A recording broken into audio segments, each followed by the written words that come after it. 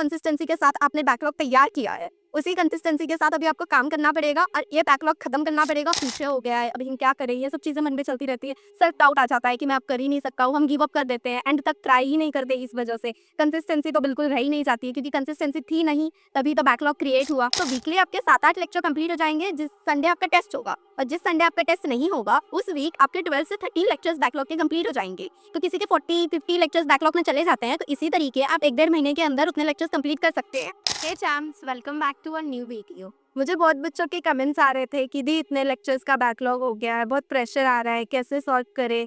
तो इसलिए मैंने सोचा एक प्रॉपर वीडियो में सब चीज़ें बताते हुए चलूं। तो चलिए फिर वीडियो में आगे बढ़ते हैं। इस वीडियो में हम बैकलॉग्स कैसे ख़त्म करें, बैकलॉग्स क्यों हो सकते हैं, कैसे हो जाते हैं, उसे सही टाइम पर कैसे उसे टैकल करना है, क्योंकि एंड में वो बहुत बड़े प्रॉब्लम क्रिएट कर सकते हैं। अभी बैकलॉग का कैसा है ना, बैकलॉग सबको होता है, भले ही जो टॉपर 1 है उसे भी बैकलॉग हुआ होगा, और जो एक एवरेज स्टूडेंट है जिनका सिलेक्शन हुआ हो ना हुआ हो उसे भी ज़रूर लाइफ में बैकलॉग आया ही होगा। बैकलॉग मुझे भी आया था, मैंने किस तरीके उसे टैकल किया वो मैं आपको आगे वीडियो में एक्सप्लेन करने वाली हूँ। अभी बैकलॉग्स होते हैं तो आप सबको भी बैकलॉग्स के वजह से स्ट्रेस होता होगा, दिमाग में रहता होगा कि अभी मेरे इतने लेक्चर्स के बैकलॉग है, इतने चैप्टर्स में पीछे चल रही हूँ, मैं अपने कंपटीशन से पीछे हूँ, मुझे ये जल्दी से कंप्लीट करना होगा, नहीं हुआ तो फिर मतलब कॉन्फिडेंस अपना एकदम नीचे आ जाता है, जो कि अपने पूरे जर्नी में मेन रोल प्ले करता है कॉन्फिडेंस ही। कॉन्फिडेंस अगर हाई है ना तो हम सिलेक्शन ले लेंगे कैसे भी।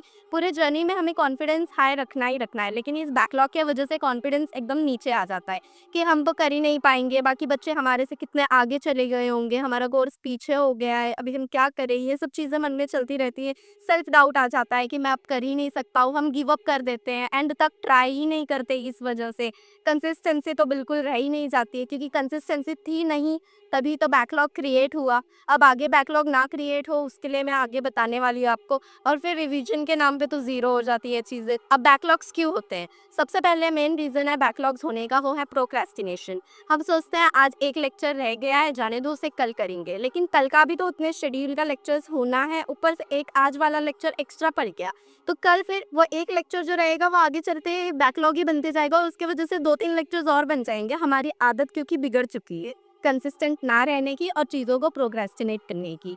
अब सेकंड है परफेक्शन। अभी बहुत से बच्चे परफेक्शन के पीछे भागते हैं, जैसे आज मैंने यूनिट्स एंड डायमेंशन किया, लेक्चर किया, अब लेक्चर के क्वेश्चंस करेंगे, पीवाईक्यूज करेंगे, एनसीईआरटी करेंगे, ये मॉड्यूल करेंगे, वो मॉड्यूल करेंगे, ये सब जब तक मेरा होगा नहीं तब तक मैं नेक्स्ट लेक्चर पे नहीं जाऊँगा। या यूनिट्स एंड डायमेंशन के पूरे लेक्चर्स तो देख लिए, अब क्लास में 1D चालू हो गया है, लेकिन हमारा ये है कि नहीं, हमारी जब तक नीट पीवाईक्यूज ना हो जाए और एनसीईआरटी एग्जाम्पल ये सब ना हो जाए तब तक मैं 1D पे जाऊँगा नहीं। मेरे को एकदम परफेक्ट चाहिए कि मेरा यूनिट्स एंड डायमेंशन हो जाए तभी। तो उस वजह से हमारे क्लास वाले सर तो नहीं रुकेंगे ना, वो तो आगे जाएँगे ही। तो इस वजह से परफेक्शन की वजह से बैकलॉग्स हमारे क्रिएट हो सकते हैं, और बहुत से बच्चे बैच लेट ज्वाइन होते हैं, क्या पता वो इसमें रहते हैं कि उनका सिलेक्शन हो सकता है, बॉर्डर लाइन वाले बच्चे, या कोई किसी और रीज़न के वजह से भी बैच लेट स्टार्ट करता हो तो उनका तो हो ही जाता है, तो उसे हम बैकलॉग की तरह नहीं भी देखेंगे।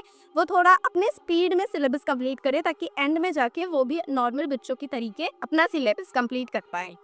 बैकलॉग्स फेस्टिवल्स और फैमिली इवेंट्स के वजह से भी आ जाता है। अभी कोई फेस्टिवल आ गया, हर एक कल्चर्स के अलग-अलग होते हैं, तो वहाँ पर वो 1 दिन, 2 दिन या बैकलॉग में चलेगा, उस दिन हमने लेक्चर ही नहीं किए, दिन भर ऐसा नहीं करना है। फेस्टिवल्स के टाइम पर भी हमें पढ़ाई करनी है, बल्कि और करनी है, 3-4 घंटे तो दिन में निकालने ही निकालने हैं। और फैमिली इवेंट्स कुछ आ गया तो उस वजह से हमारे लेक्चर्स, नोट्स, हमारी पढ़ाई रह जाती है एक तरीके से, और हेल्थ इश्यूज़ तो होते ही हैं हर किसी को, तो उसके वजह से भी बैकलॉग्स हो जाते। अब बैकलॉग्स तो हो गए, लेकिन इन बैकलॉग्स को अभी हमें एक प्रॉमिस करके लेना है कि अभी जितने बैकलॉग्स हो गए हैं बस मैं इतना ट्राई करूँगा कि ये बैकलॉग्स कंप्लीट हुए, बल्कि और बैकलॉग्स बढ़े ना। अब बैकलॉग्स का बर्डन लेते हुए नहीं चलना है कि इतना बैकलॉग है, कोई-कोई स्टार्ट कर देता है, जैसे एक चैप्टर बैकलॉग है, एक चैप्टर नहीं कई चैप्टर्स हो सकते हैं। एक चैप्टर का मैं एग्जांपल लेती हूँ, एक चैप्टर जैसे बैकलॉग में है तो वो सोचते हैं एक चैप्टर है, इसको जल्दी से मैं एक ही दिन में कंप्लीट कर डालता हूँ, और इसको ही जैसे लेक्चर्स ही लेक्चर्स देखे जा रहे हैं, फिर वो चैप्टर के 7-8 लेक्चर है तो दिन भर में 7-8 लेक्चर उसी के देख लिए, तो बाकी का सिलेबस तो तुम्हारा रह गया, जो करंट शेड्यूल अपना चल रहा है वो तो बिगड़ जाएगा इस वजह से। तो हमारा करंट शेड्यूल भी ना बिगड़े,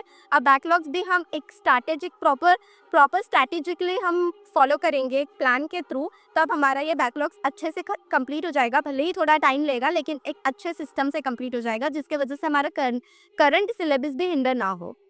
तो आगे आपको बैकलॉग नहीं करना है, ये आपको ध्यान रखते हुए चलना है कि इस बार तो बैकलॉग हो गया, अब मैं बैकलॉग होने बिल्कुल नहीं दूँगा और कंसिस्टेंट तो रहना ही है, कंसिस्टेंसी माँगता है नहीं। नेक्स्ट, अब बैकलॉग्स किस तरीके के हो सकते हैं? तो बैकलॉग्स हो सकता है लेक्चर्स और नोट्स का, लेक्चर्स ही नहीं देख रहे तो नोट्स नहीं कर रहे हैं, क्वेश्चन प्रैक्टिस का। जब लेक्चर्स, नोट्स ये सब रह गया, वो चैप्टर ही हमारा एक तरीके से रह गया, तो आने वाले संडे को जो हमारा टेस्ट होने वाला है, तो वो टेस्ट के लिए भी हम अंदर से प्रिपेयर नहीं होंगे कि ये चैप्टर्स तो मेरे हुए ही नहीं है, मैं कैसे टेस्ट देने चले जाऊँ, हमें ऐसे लगता है। तो उस तरीके से हमारा टेस्ट का भी बैकलॉग स्टार्ट हो जाता है। तो मतलब ये एक ऑर्डर में होता है। लेक्चर्स पहले बैकलॉग में गए, लेक्चर्स की वजह से नोट्स गए बैकलॉग में, फिर क्वेश्चन प्रैक्टिस, फिर उसी तरीके अपने टेस्ट में। तो ये आगे मैं बताऊंगी आपको कैसे इन सबको रोका जा सकता है और इसे कंप्लीट किया जा सकता है, जितने भी बैकलॉग अभी तक हो चुके हैं। तो बैकलॉग एंड करने के लिए हमें सबसे पहले कंसिस्टेंसी लानी है कि जो कंसिस्टेंसी हमारी पहले नहीं थी तभी बैकलॉग हो गया, नहीं तो सर लोग भी उतने ही लेक्चर्स ले रहे हैं जो कि लिया जा सकता है दिन भर में।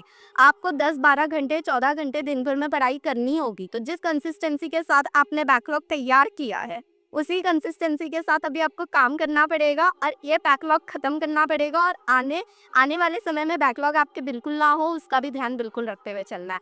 तो एक प्रॉपर प्लान में बताऊंगी किस तरीके करना है, और टाइम मैनेजमेंट बहुत ज़्यादा बड़ा रोल प्ले करने वाला है यहाँ पे। कैसे, वो मैं आपको दिखाती हूँ। अभी सबसे पहले आपको लिस्ट बनाने हैं चैप्टर्स के, बैकलॉग जो है और कितने लेक्चर्स के हैं, कितने चैप्टर्स हैं, वो चैप्टर्स में टोटल कितने लेक्चर्स हैं, वो आप एक जगह लिख लीजिए और कितने लेक्चर्स आप देखते जाएंगे वैसे वैसे टिक लगाते जाइएगा। लेट्स से फिजिक्स में आपके 20 लेक्चर्स के हो गए हैं, केमिस्ट्री में 15 लेक्चर्स के और बायो में भी 10-15 लेक्चर्स के बैकलॉग हो चुके हैं। तो अभी आपको क्या करना पड़ेगा, इतना आपने दिमाग में रख लिया, हाँ हाँ मेरा इतना इतना रह गया है। अब उसमें से आपको देखना है कि कौन से बेसिक चैप्टर्स हैं और कौन से मतलब ऐसे चैप्टर्स हैं जो तुरंत ऐसे स्टार्ट कर दो आप, तुरंत ऐसे स्टार्ट कर दिया जाए तो वो बन सकते हैं। जैसे कि आप देख सकते हैं basic maths, units and dimension, vectors, ये ऐसे चैप्टर्स हैं जो हर एक चैप्टर में काम आने वाले हैं। मेन बात बेसिक मैथ्स और वेक्टर्स, ये हर एक चैप्टर में अपने को काम देने वाले हैं। इसके बिना और कोई चैप्टर में जाना ठीक नहीं होगा क्योंकि यहीं पे अपना बेसिक स्ट्रॉन्ग होता है। तो जब अगर हमारा ये बैकलॉग रह गया है तो हमें पहले ये चैप्टर्स ज़रूर से कंप्लीट कर लेने हैं, उसके बाद ही हमें जैसे 1D 2D ये सब पे जाना है। और कहीं कहीं पे इलेक्ट्रोस्टैट भी स्टार्टिंग में स्टार्ट किया जाता है, तो इलेक्ट्रोस्टैट फिर आपको जाना है। तो इस तरीके पहले बेसिक वाला चैप्टर करिए जो आपको आगे चल के काम देने वाला है। तो सबसे पहले लिस्ट बना दीजिए, फिर उसमें देखिए कि आपका कौन से चैप्टर्स का बैकलॉग है, वो चैप्टर बेसिक वाला चैप्टर है या ऐसा ही इंडिपेंडेंट चैप्टर है जो किसी पर डिपेंड नहीं कर रहा है पहले वाले। तो आप इस तरीके से चीज़ों को बाइफोकेट कर दिए। अब नेक्स्ट आपको करना है कि आपका करंट शेड्यूल तो बिल्कुल भी ना हिंडर हो। तो जैसे हम टू डू लिस्ट, मैंने पहले के भी वीडियोस में आपको बताया है कि आपको टू डू लिस्ट बनानी है। जैसे अभी का मेरा लेक्चर नोट्स आज करना है, टिक लगा दिया, डीपीपीस कर लिया है, टिक लगा दिया, जो सेल्फ स्टडी करना है, क्वेश्चन प्रैक्टिस, फॉर्मूलाज लर्न, और भी कई चीज़ें होती हैं प्रिपरेशन के टाइम, तो वो सब हमने कर लिया। लास्ट में रिवीजन भी डेली करना है आज के दिन भर का, वो सब हम कर लिए।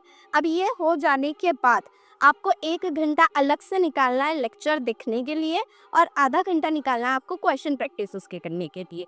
तो ये आप कब करेंगे, जैसे आज आपने इतना सारा दिन भर का जो टू डू लिस्ट था वो कर लिया, टिक भी लगा लिया। अब लास्ट में ये टाइम रख लीजिए कि ये मुझे करना है। और जो अपना संडे होता है वो अपना गोल्डन चांस होता है। वो एंजाइम क्या करता है, चीज़ों को एक्सेलरेट करता है। उसी तरीके संडे आपको एक्सेलरेट करवाएगा आपका बैकलॉग कंप्लीशन का। कैसे, जैसे टेस्ट डे है, संडे को कभी टेस्ट हुआ करता है। स्टार्टिंग में जब 5 टेस्ट चलते हैं आपके, तो कोई संडे होते हैं कोई नहीं होते हैं। जैसे 14 डेज पे टेस्ट हो रहे हैं तो एक संडे ऐसे आएगा जहाँ पे टेस्ट हो रहा है, एक संडे आएगा टेस्ट नहीं हो रहा है। तो जो संडे को टेस्ट हो रहा है तभी आप 3-4 ही लेक्चर बैकलॉग का कंप्लीट कर पाएंगे। और यहाँ पर मैं लेक्चर का एवरेज ड्यूरेशन 2 घंटे समझ रही, ठीक है। और थोड़ा आप 1.25x 1.5x पर भी देख सकते हैं अगर आपको चीज़ें समझ में आ रही है, सही लग रहा है तो। रिकॉर्डेड तो बैकलॉग हो ही गया तो रिकॉर्डेड भी देखना होगा, वो तो कोई कहने की बात नहीं है। नेक्स्ट, टेस्ट डे पे आपको 3 से 4 लेक्चर्स देखने हैं और संडे को ज़्यादा पूरा जितना था वो पूरा रिवाइज करना है इतने दिनों का, साथ में ज़्यादा क्वेश्चन प्रैक्टिस करनी है। और मैंने और दिन बताया था आधे घंटे कर लो क्वेश्चन प्रैक्टिस, लेकिन संडे के दिन ज़्यादा क्वेश्चंस करो क्योंकि आप ज़्यादा लेक्चर्स भी देखेंगे, आपको ज़्यादा क्वेश्चन, उस लेक्चर के ऊपर कितने क्वेश्चंस बन सकते हैं वो क्वेश्चंस उसी दिन का उसी दिन कंप्लीट कर दो अपने जहाँ से भी सोर्स के। और जो टेस्ट नहीं, नॉन टेस्ट डे है, वहाँ पे आपके एक संजीवनी बूटी के तरीके आपके लिए होगा। यहाँ पर आप 8-9 लेक्चर्स तक भी कर सकते हैं।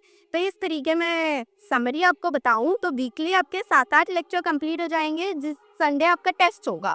और जिस संडे आपका टेस्ट नहीं होगा उस वीक आपके 12 से 13 लेक्चर्स बैकलॉग के कंप्लीट हो जाएंगे। तो किसी के 40-50 लेक्चर्स बैकलॉग में चले जाते हैं, तो इसी तरीके आप 1-1.5 महीने के अंदर उतने लेक्चर्स कंप्लीट कर सकते हैं। तो ये बहुत अच्छा तरीका है जिससे आप करंट सिलेबस में भी लोगों से पीछे ना जाए, क्योंकि करंट जो अपना चल रहा है वो नहीं हैम्पर होना चाहिए बिल्कुल भी। उसके वजह से ये होगा कि ये अगर रह गया और हम पहले के ही बैकलॉग्स करते रह गए, तो हम ना यहाँ के रह जाएंगे ना वहाँ के रह जाएंगे, क्योंकि हमें एक प्रॉपर उनके भी शेड्यूल से चलना है। अभी जो हमारे टेस्ट बैकलॉग में चले गए हैं, वो थोड़ी हम आने वाले टेस्ट को भी बैकलॉग में करा सकते हैं। इसलिए करंट सिलेबस के साथ चलना है। बस 1-1.5 घंटा दिन का डेली निकालना है आपको बैकलॉग लेक्चर और क्वेश्चन प्रैक्टिस के लिए। इस तरीके आप करेंगे तो जिनके भी 40-50 लेक्चर्स है वो आराम से 1-1.5 महीने में बैकलॉग कंप्लीट कर लेंगे। और नेक्स्ट टाइम आपको ध्यान देना है कि बैकलॉग बिल्कुल भी ना हो। ठीक है, आप बैकलॉग को अपने ऊपर बर्डन बना के नहीं रखना है। जैसे कोई स्टार्ट कर देता है, एक ही दिन पूरा कंप्लीट करने बैठ जाता है, तो उस तरीके नहीं करना है। जिस तरीके से मैंने प्रॉपर शेड्यूल प्लान बताया, उसी तरीके से आप फॉलो करेंगे तो बिल्कुल आपका बैकलॉग कंप्लीट हो जाएगा। Next, thank you, like share करिएगा। और आगे आने वाले वीडियोस में आपको और कैसे चाहिए कंटेंट, उसके लिए आप कमेंट कर सकते हैं। बाकी thank you, bye bye, take care.